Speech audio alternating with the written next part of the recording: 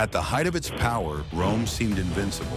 Its legions crossed continents like red-hot blades, crushing kingdoms, subjugating cultures, absorbing everything in their path. Every decade, a new name appeared on the maps of the Senate as a Roman province. Gaul fell, Egypt was annexed, Judea surrendered, Dia went down in history. Everything fit into the expansionist logic of an empire that knew no borders, or almost. In northern Britain, however, there was an exception. A mountainous territory shrouded in mist, where the forests seemed to watch in silence and the winds cut like blades. Caledonia, what we now know as Scotland. But what was there that managed to stop the greatest empire of antiquity? Today you will learn about the land that Rome never managed to conquer. From its beginnings, Rome never saw war solely as a defensive necessity. For the Romans, waging war was a legitimate way to assert power, project prestige, and expand civilization. Conquering meant more than dominating lands. It meant imposing order on a world seen as chaotic. That is why each new province was celebrated as a moral victory, as if the universe itself were surrendering to Roman reason. During the Republic, this logic was already in place, but it was during the Empire that it intensified as a doctrine. Under Caesar, Gaul was crushed. Under Octavian, Egypt was absorbed and Hispania consolidated. In Asia, even the Parthians, one of Rome's greatest historical enemies, were contained within well-defined borders. And in the West, what seemed to be the edge of the known world, the island of Britannia, was also swallowed up by the imperial machine. In the year 43 AD, Emperor Claudius launched an ambitious campaign in Britain with the support of local elites, the skillful use of diplomacy, and an overwhelming military force. The Romans took the south of the island with surprising speed. Entire tribes were co-opted. Local leaders were granted citizenship and official positions. Within a few decades, southern Britain already boasted amphitheaters, paved roads, and even public baths. For the Romans, it seemed like another inevitable success. And then their eyes turned northward. Caledonia was seen as just another stage, just a mountainous terrain to overcome. A technical obstacle, not a strategic one. The peoples who lived there were considered primitive, tribal, without writing, without large-scale agriculture, without a central political organization. Rome saw them as savages who had not yet understood the benefits of being conquered. Calo Julius Agricola, governor of Britain and father-in-law of the historian Tacitus, was one of the first to lead campaigns to the north. In his biography written by Tacitus, we clearly see the Roman mentality. The Caledonians were described as tough brutes, yes, but backward and therefore inevitably surmountable. Rome believed that time and force would be enough to bring them to their senses. But that confidence hid a fatal blindness, because Rome knew how to deal with enemy armies. It knew how to negotiate with local elites. It knew how to subdue cities and cut off supplies. But it did not know what to do when the enemy had no king, no capital, and wanted absolutely nothing from Rome. The moment the legions crossed the threshold of Caledonia, everything began to go wrong. Caledonia was made of rocks and silence, a landscape shaped to slowly destroy any force that dared to cross it. The mountains of the Great Plains rose like natural walls, cut by narrow valleys, treacherous swamps, and forests so dense that light barely touched the ground. The Great Caledonian Forest, a mass of ancient vegetation, was impenetrable, dark, and full of invisible traps. The peat bogs swallowed feet, horses, and even entire carts. Deep lakes. The locks emerged like black wounds in the landscape, and the ground, always damp, slippery, unstable. The rain seemed endless. Thick fogs arose out of nowhere, blocking visibility to within a few meters. The legionnaires marched without knowing if the road ahead was safe or would lead them straight to a precipice. Even in the camps, the humidity was relentless, rotting provisions, corroding armor, spreading disease. Medical accounts from the time mention the increase in dysentery, lung infections, and mysterious fevers among the troops in northern Britannia. Diseases that did not kill in combat, but slowly wore down the morale of any army. Roman strategy, developed over centuries, depended on order. Calculated marches, symmetrical camps, well-planned roads, constant supply lines. It was a machine, but machines break down when the terrain refuses to cooperate. In Caledonia, no road remained intact for long. No convoy could advance without risk, no map was reliable, and every tree, every hill, every bend could hide the next disaster. Visibility was so unstable that scouts got lost. Entire patrols disappeared. Archaeological research and climatological studies confirm that the climate in Scotland during the Roman period was in many ways even harsher than it is today. Long winters, short summers, and constant humidity turned the campaign into a war against the environment itself. The Romans were prepared to face human armies, but in Caledonia, their greatest enemy was the ground beneath their feet, followed by the ghosts that slipped through the fog and used nature as their own weapon. They appeared as shadows on the hills, painted bodies, faces hidden by the mist, eyes as alert as those of predators. The Romans called them Picti, the painted ones, not because they knew their language or culture, but because they saw their skin marked with blue lines, mystical drawings, tribal symbols, probably made with wad, a local plant with intense coloring.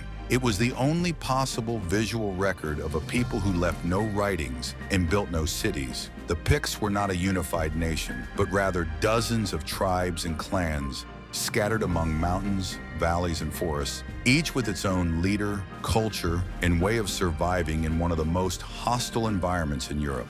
The absence of a central government, which the Romans saw as a sign of weakness, was in fact a weapon because there was no single point to conquer.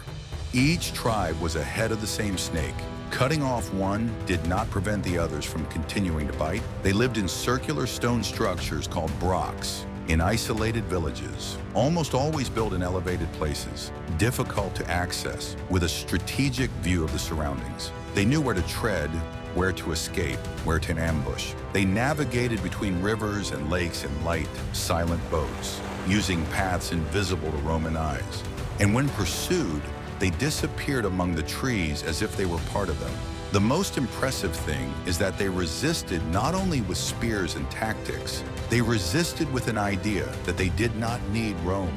They did not want citizenship. They did not want roads. They did not want to dress like Romans or speak like them. They rejected the imperial model from within, and that disarmed one of Rome's greatest weapons, its ability to absorb. Throughout its history, Rome transformed enemies into allies, co-opted elites, promoted the children of barbarian kings, offered positions, status, citizenship. It helped create Romans outside Rome, but the Picts did not want that gift. They did not seek advancement or recognition. They were at home. And anyone who crossed those hills armed would be treated as an invader and eliminated. Tacitus, in describing the Caledonians, the direct ancestors of the Picts, highlights a phrase that sums up the spirit of those tribes. They are more prepared for war than for submission. It was not just a matter of pride, it was a system of survival. The more Rome attacked, the more the Pictish tribes scattered. The more Rome built, the more they demolished. It was a resistance that could not be suppressed with conventional victories because it did not come from castles or senates, but from the land, the forest, and the refusal to kneel. And it was exactly that way of thinking that gave rise to a completely different way of fighting. Rome's greatest strength always lay in predictability, organized formations, clear orders, constant advance. The legions were like mobile walls designed to crush the enemy with discipline and weight, and that worked when the enemy appeared, but the Picts did not appear. Not in open country, not at the appointed time, not on Rome's terms. The war that the Picts imposed was not fought with great battles, but with silence, ambushes in dense forests, nighttime attacks on sleeping camps, patrols that disappeared without a trace. It was a war that began when the Romans believed the path was clear and ended with arrows flying out of the fog, spears emerging from the undergrowth, stones rolling down the slopes. The Romans were not prepared for that. Each soldier marched with dozens of pounds of equipment, shield, gladius, armor, rations, tools, all made for conventional combat. In contrast, the Picts moved lightly, carried little, attacked quickly, retreated before the response arrived, and disappeared back into the landscape. Tacitus describes this pattern when narrating the famous Battle of Mount Gropius. According to him, The Caledonians appeared like ghosts in the hills, fought fiercely, and then disappeared. Even with the Roman victory in that confrontation, with Agricola claiming to have killed thousands of enemies, the actual result was insignificant. There was no occupation or control because there was no central structure to control. The survivors simply withdrew, demobilized, and reappeared weeks later at another location. It was like fighting smoke.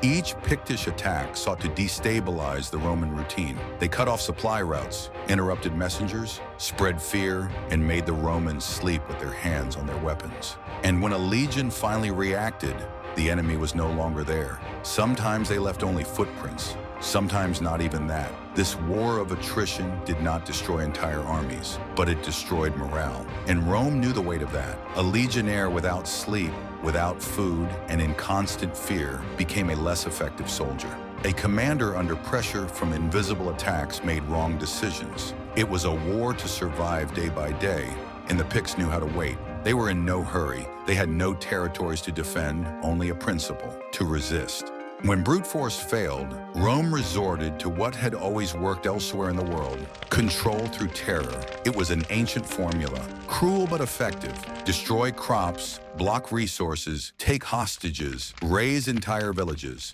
That had worked in Gaul, in Judea, in Germania. Entire peoples bowed down before the systematic devastation of the legions. But in Caledonia, that logic broke down because there was nothing to destroy. The Picts did not live in walled cities, did not depend on centralized crops, did not use supply warehouses, lived in small mobile communities scattered across vast mountainous areas. They hunted, fished, gathered. When danger approached, they simply disappeared. Their villages could be evacuated in a matter of hours. And Rome, which always knew how to dominate people through their stomachs, found there an enemy that did not feel hunger in the same way. Even so, the generals tried. They fortified strategic areas, built fortified camps and outposts. One of the most notable was in Teutoburg, a huge fort in the heart of Caledonia, with the capacity to house thousands of soldiers. There, more than 750,000 iron nails were found buried, hidden or discarded before the evacuation, so that they would not fall into enemy hands. The fort was abandoned before it was even completed. Archaeological records show this pattern: construction, attempted occupation, and then abandonment. The campaigns advanced but left no roots. No Romanized villages or permanent roads emerged, only footprints that would soon be erased by the rain. The frontier advanced and retreated like an unstable line drawn in the sand. Attempts to control it became increasingly costly. Each soldier demanded supplies that came from the south: wheat, wine, oil, equipment. But the further north they advanced, the more difficult transportation became. The Roman roads, the pride of the empire, could not overcome the geography of Caledonia without immense cost. Convoys were slow, vulnerable, and constant targets of attacks. Roman sources report that reinforcements had to be sent frequently, but even with new troops, Pictish attacks continued, often in areas considered pacified. What the Romans called peace was nothing more than a temporary truce before the next ambush. Scholars such as Peter Solway and Shepard Freder make this clear. The Roman presence north of Hadrian's Wall was never real in terms of domination. It was a tense or ephemeral presence of constant resistance and, worst of all, a presence that drained resources, men, and morale.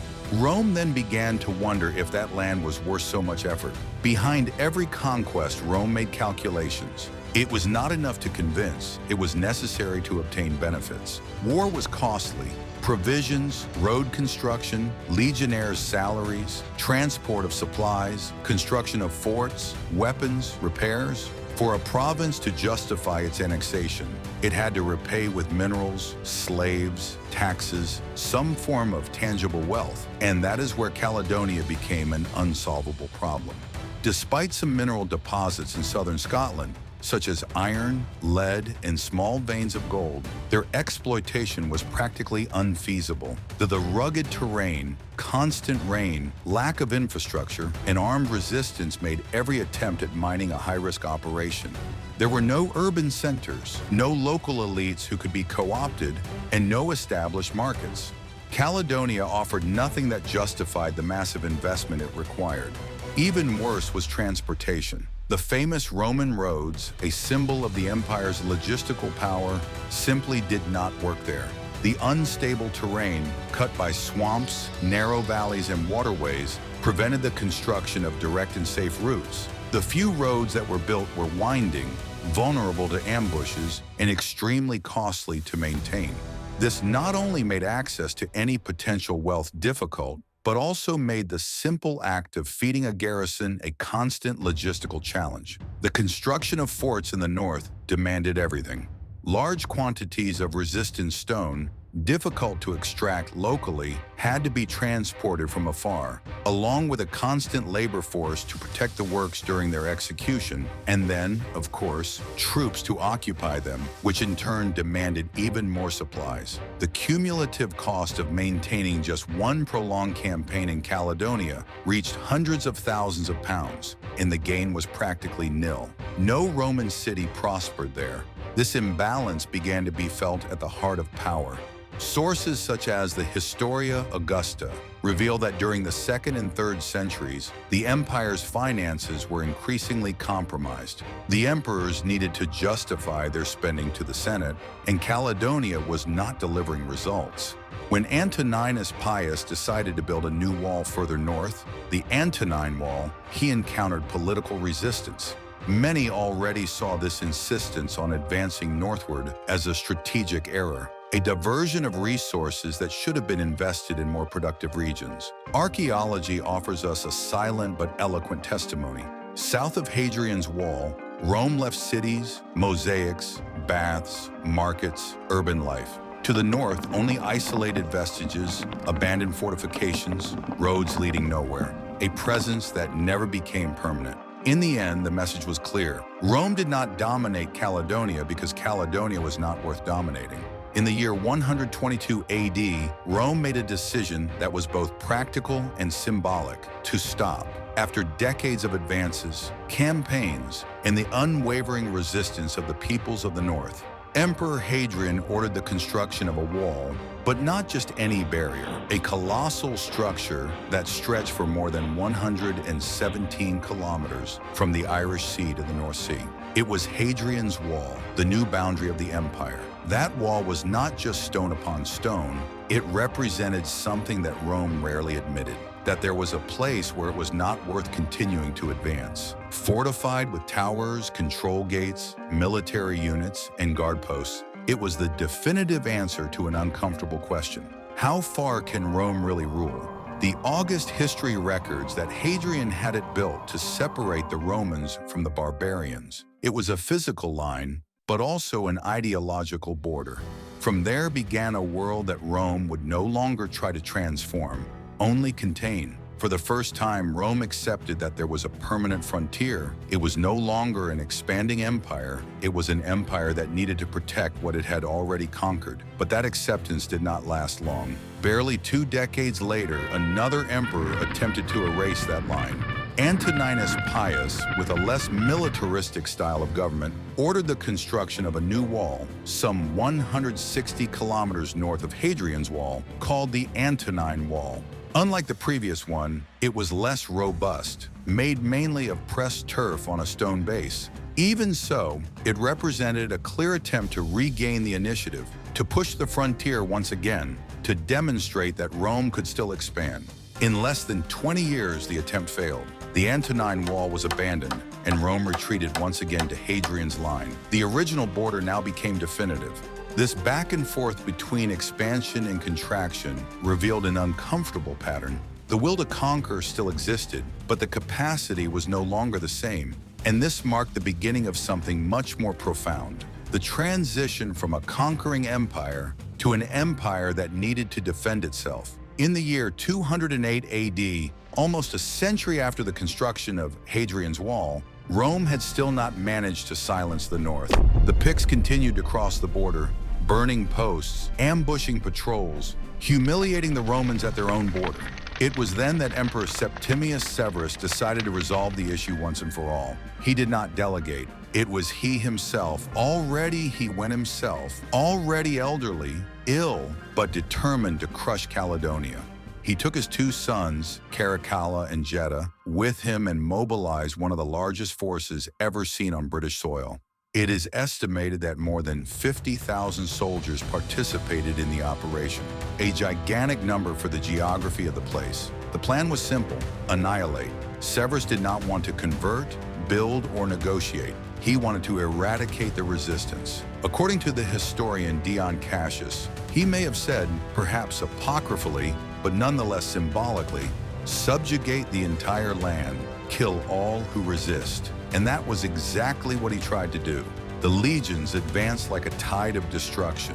They burned villages, cut down forests, devastated crops, and opened temporary paths through the mountains, some of which can still be detected by archaeologists today. They forced the Picts to retreat to the confines of the highlands in a brutal, scorched earth strategy. But nature, once again, was on the side of Caledonia. The troops began to fall ill. The constant dampness, the cold, poor nutrition, and physical exhaustion from endless marches through hostile terrain took a terrible toll. Many soldiers did not die in combat, but from infections, fevers, and wounds aggravated by lack of rest. Logistics collapsed, supplies did not arrive, the terrain made reinforcements impossible, and worst of all, even with all that effort, the Pictish resistance simply disappeared into the fog and returned days later to attack again. Severus himself, already seriously weakened, fell ill during the campaign. He would die shortly afterwards, in the year 211 AD, in the city of Eboracum, now York, without ever having conquered Caledonia. With his death, the imperial will to continue the campaign evaporated. His sons, divided by political rivalries, abandoned the north and returned to the south. The operation ended without glory, without formal surrender, without any symbol of victory. There was no celebration, no conquest, only silence. And with that, the last serious attempt to subdue all of Scotland came to an end. From that moment on, Rome abandoned its dream of completely conquering the north. Caledonia would officially become the territory that the Roman Empire could not dominate. In the end, Caledonia became more than just a territory outside Rome's map. It became a symbol, the place where the greatest empire of the ancient world was forced to stop. Not for lack of soldiers, not for lack of courage, but because it finally found a land that simply did not want to be conquered and knew how to prevent it. And now I want to hear your opinion. Do you think Rome could have won in Scotland if it had tried harder? Or do you think defeat was inevitable from the start? Leave your answer in the comments, and as always, may Mars guide you in battle.